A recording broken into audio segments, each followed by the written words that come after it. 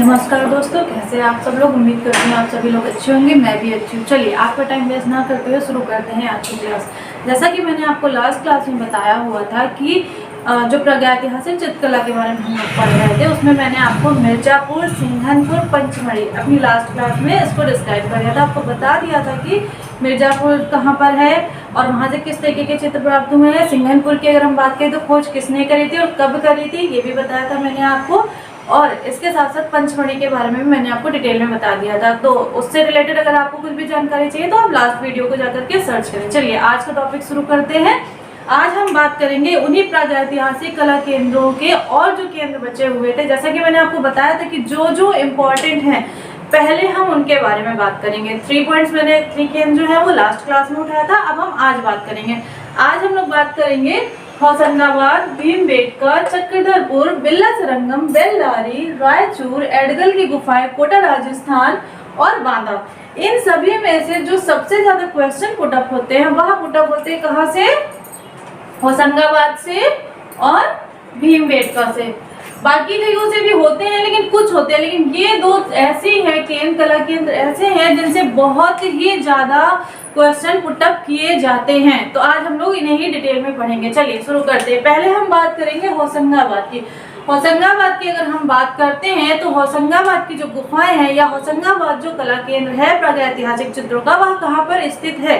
होशंगाबाद जो है वह मध्य प्रदेश में है। कहाँ पर है? मध्य प्रदेश में है। अब हम बात करेंगे कि होशंगाबाद की जो गुफाएं हैं उनकी खोज किसने करी थी? तो इनकी खोज करी थी मनोरंजन घोष ने। किसने करी थी? मनोरंजन घोष ने करी थी। कब करी थी होशंगाबाद की खोज मनोरंजन घोष ने? गाइस, मनोरंजन घोष ने होशंगाबाद की खोज कब करी थी? तो इसकी खोज इन्होंने करी थी 1922 ईस्वी में। कब करी थी? 1922 में। ठीक है गाइस, क्लियर हो गया? मैं यहाँ लिख देती हूँ ताकि आपको साफ साफ दिखे। 1922 ईस्वी में इसकी खोज जो है मनोरंजन घोष ने करी थी। अब हम बात करेंगे कि जो ये होशंगाबाद गुफाएं हैं वह किन पहाड़ियों पर स्थित है। तो यह कहाँ पर स्थित है? यह स्थित है। यह कौन सी पहाड़ियों पर स्थित है? यह स्थित है आदमगढ़ की पहाड़ियों पर। कहाँ स्थित है? आदमगढ़ की पहाड़ियों पर। स्थान कहाँ पर है? आपको पता है मध्य प्रदेश में नर्मदा नदी घाटी जो है वहाँ पास में ही है, वहाँ स्थित है और आदमगढ़ की पहाड़ियों पर है। ठीक है। अब अगर हम बात करें कि होशंगाबाद जो जगह है जो वहाँ से प्रागैतिहासिक चित्र प्राप्त है, उसमें जो चित्र है कौन से ऐसे चित्र हैं जिनके बारे में बहुत ज्यादा क्वेश्चन पुटअप होते हैं। वहाँ से एक जिराफ समूह का चित्र है जिसके बारे में अधिकतर क्वेश्चन पूछा जाता है कि जिराफ समूह जो है वह कहाँ पर है या जिराफ समूह का चित्र कौन सी पहाड़ियों से मिला है। तो जिराफ समूह जो है वह कहाँ पर प्राप्त हुआ है? वह प्राप्त हुआ है होशंगाबाद से। कहाँ से प्राप्त हुआ है गाइस? होशंगाबाद से प्राप्त हुआ है। ठीक है गाइस। अब हम बात करेंगे एक और चित्र के बारे में, वह है दोहरी रेखाओं का महामहिष। क्या है? दोहरी रेखाओं से बना हुआ महामहिष।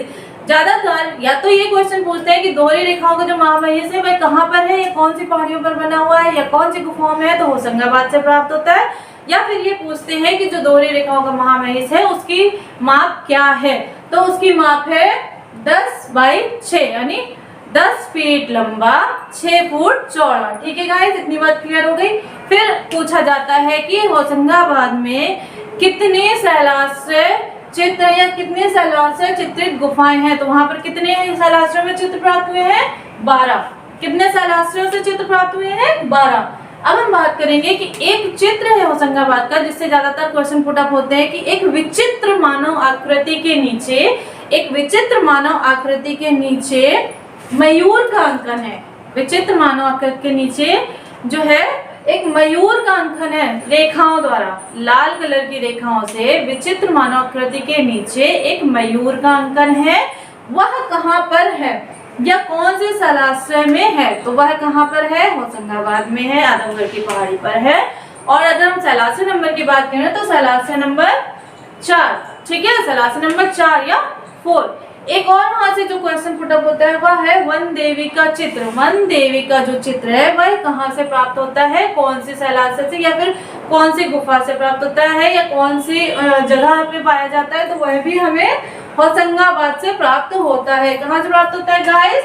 होशंगाबाद से प्राप्त होता है। एक और पूछा जाता है यहाँ से कि एक और जो पूछा जाता है वह है 4 फीट लंबा, क्या है 4 फीट लंबा विशालकाय हाथी का एक चित्र है जो कि हल्के पीले कलर का बना हुआ है, वह कहाँ से प्राप्त होता है? वह भी हमें होशंगाबाद से प्राप्त होता है। आई होप आपको ये बात समझ आ गई होगी। ठीक है गाइस, हम लोग बात कर रहे थे भीमबेटका के बारे में। भीमबेटका कहाँ पर स्थित है? यह कहाँ पर स्थित है? मध्य प्रदेश जो है, मध्य प्रदेश राज्य के भोपाल शहर से होशंगाबाद जो है, होशंगाबाद का जो मार्ग है उसके निकट भियापुर नाम का एक ग्राम है, वहां पर भीमबेटका की गुफाएं स्थित हैं। अब इसमें एक लाइन में 3 क्वेश्चन जो है वह पुटअप होते हैं, जैसे किस राज्य में है? मध्य प्रदेश में है। किस शहर में है? भोपाल में है। और किस जिले में है? तो रायसेन जिले में है। और अगर यह पूछ ले कि किस ग्राम में है या किस ग्राम के पास पड़ता है, तो आप भियापुर ग्राम, ये ध्यान से पढ़िएगा, भूलिएगा नहीं। ठीक है, अब हम बात करेंगे कि भीमबेटका की जो गुफाएं हैं उनकी खोज किसने करी थी? उनकी खोज वी.एस. वाकड़कर ने करी थी। किसने करी थी? वी.एस. वाकड़कर, जिनका पूरा नाम क्या है? विष्णु श्रीधर वाकड़कर ने 1957 to 1958 के बीच में करी थी। लेकिन अगर आपके आंसर में 58 आता है तो आप 58 को जो है टिक करें, सही मान के चले। अगर नहीं आता है तो आप क्या करेंगे? 57 को मान करके चलेंगे कि यही सही आंसर है, क्योंकि अगर एग्जैक्टली सही आंसर नहीं दिया होता है तो आप उसके आसपास के जो नियरली आंसर होता है उसे लेकर के चलते हैं। ठीक है गाइस, अब हम इसी में आगे बढ़ेंगे। तो ये पूछा जाता है, अधिकतर क्वेश्चन यह भी आता है कि भीमबेटका से कितने शैलाश्रय या शैलाश्रय चित्र प्राप्त हुए हैं? कितने शैलाश्रय हैं या फिर भीमबेटका में कितने शैलाश्रय हैं, यह भी पूछा जाता है। तो कितने हैं? 600। कितने हैं? 600। लेकिन अगर हम बात करें कि वहां के जो भोपाल के पुरातात्विक सर्वेक्षण जो मंडल है, ठीक है, जो पुरातात्विक सर्वेक्षण जो मंडल है, उन्होंने कितना माना हुआ है? इसको कितना माना हुआ है? आप बताइए गाइस, कितना माना है? उनके अकॉर्डिंग यह कितना है? 750। कितना है? 750। एक और क्वेश्चन आता है कि भीमबेटका से हमें कितने चित्रित शैलाश्रय प्राप्त हुए हैं? तो कितने प्राप्त हुए हैं? 275 चित्रित प्राप्त हुए। लेकिन जो वहां का भोपाल पुरातात्विक सर्वेक्षण भोपाल मंडल है, उनके अकॉर्डिंग कितने हैं? 500। कितने? मैंने यहाँ मेंशन नहीं किया है, बट 500 में लिख देती हूँ, 500 अकॉर्डिंग टू देम। लेकिन वैसे क्या माना जाता है? 275 सभी लोग मानते हैं। लेकिन जो स्पेशली अगर भोपाल के बारे में ही पूछ लेते हैं कि वहां के पुरातात्विक सर्वेक्षण कितना मानते हैं, तो 500। ठीक है गाइस, अब हम बात करेंगे कि वहां से किस तरीके के चित्र प्राप्त हुए या किन किन शैलाश्रयों में कौन कौन से चित्र प्राप्त हुए हैं। तो वहां पर एक जू रॉक शेल्टर है, जू रॉक शेल्टर का है गुफा है, वहां से जू रॉक शेल्टर प्राप्त हुआ है चित्रित। तो वह कौन सी शैलाश्रय संख्या में आता है? तो वह आता है, कौन से शैलाश्रय संख्या में आता है? शैलाश्रय संख्या 4। कौन सी? शैलाश्रय संख्या 4। एक और है वहां पर मोर का अंकन है। किसका अंकन है? ज्यादातर ये पूछा जाता है कि मोर का अंकन कहाँ से प्राप्त हुआ है। अब यहाँ पर कंफ्यूज करने वाली 2 चीजें देखिए, मोर का अंकन, ठीक है, मोर का अंकन डायरेक्टली पूछ लिया तो भीमबेटका से। मयूर का अंकन, दोनों अलग अलग है। मोर और मयूर को सेम मान के मत चलिएगा। मयूर का अंकन लाल कलर की रेखाओं से पूछते हैं विचित्र मानव आकृति के नीचे, तो कहाँ है? होशंगाबाद में। और मोर का अंकन अगर पूछते हैं तो वह कहाँ पर है? भीमबेटका में। इसमें कंफ्यूज होने की जरूरत नहीं है। इसके बाद एक और क्वेश्चन आता है कि ऑडिटोरियम जो है वह भीमबेटका की किस शैलाश्रय संख्या से प्राप्त होता है? ठीक है, यह किस शैलाश्रय संख्या को ऑडिटोरियम कहा जाता है? ऑडिटोरियम में सभागार। तो 3 नंबर शैलाश्रय को। कौन से? 3 नंबर शैलाश्रय को। इसके बाद क्वेश्चन यह भी आता है कि भीमबेटका से जो चित्र प्राप्त हुए हैं या जो भीमबेटका की चित्रित गुफाएं हैं, वहां पर चित्र कहाँ पर बने हुए हैं? तो वहां पे जो चित्र प्राप्त हुए हैं वह दीवारों और छतों पर बने हुए हैं। कहाँ प्राप्त हुए? दीवारों पर और छतों पर। ठीक है गाइस, इतनी बात क्लियर हो गई। इसके बाद यह भी पूछा जाता है कि भीमबेटका में कौन सा कलर अत्यधिक यूज हुआ है? कौन सा कलर यूज हुआ है? लाल कलर का। कौन सा यूज हुआ है? लाल कलर का। और ऐसा भी माना जाता है, कहा जाता है, मतलब ये प्रूफ है कि भारतीय उपमहाद्वीप की जो सबसे पुरानी ज्ञात कलाकृति है पेट्रोग्लिफ है। पेट्रोग्लिफ का मतलब होता है शिला पे जो उकेरी हुई होती है, ठीक है, जो उकेरी जाती हैं, उन्हें हम क्या कहते हैं? पेट्रोग्लिफ। कहाँ से प्राप्त हुई? हमें भीमबेटका से प्राप्त हुई है।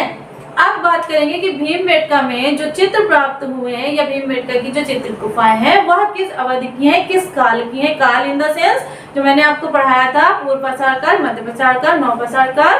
तो यहाँ के जो चित्र है वो किस काल से रिलेटेड है, तो वह रिलेटेड है मध्य पाषाण काल से। कहां से रिलेटेड है, मध्य पाषाण काल से। एक और वहां का चित्र है जो काफी पूछा जाता है, वराह का चित्र। कौन सा, विशालकाय वराह का चित्र कहां से प्राप्त होता है हमें, वराह मीन्स स्वर्ण, कहां से प्राप्त होता है, भीमबेटका से प्राप्त होता है। आई होप गाइस आपको इतनी बात क्लियर हो गई होगी। अब जो बचे हुए हैं वह बचा है क्या, चक्रधरपुर, बिल्ला सरंगम, बेल्लारी, रायचूर, एडगल की गुफाएं, कोटा राजस्थान, बांदा। तो बांदा के रिलेटेड जो क्वेश्चन आता है ज्यादातर यही आता है कि कहाँ इसकी खोज किसने करी थी, सिल्वेरॉड ने करी थी।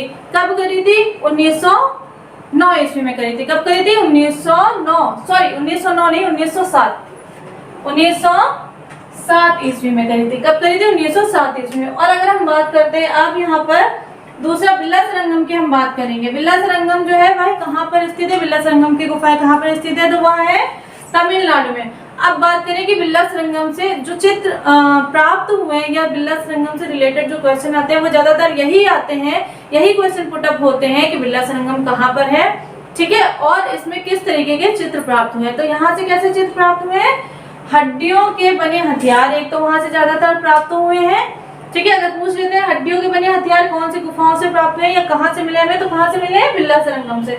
और जादू के प्रचलन के अनेक प्रतीक चिन्ह, जादू के प्रचलन के अनेक प्रतीक चिन्ह कहाँ से प्राप्त हुए हमें, कहाँ से प्राप्त हुए गाइस, बिल्ला सरंगम से।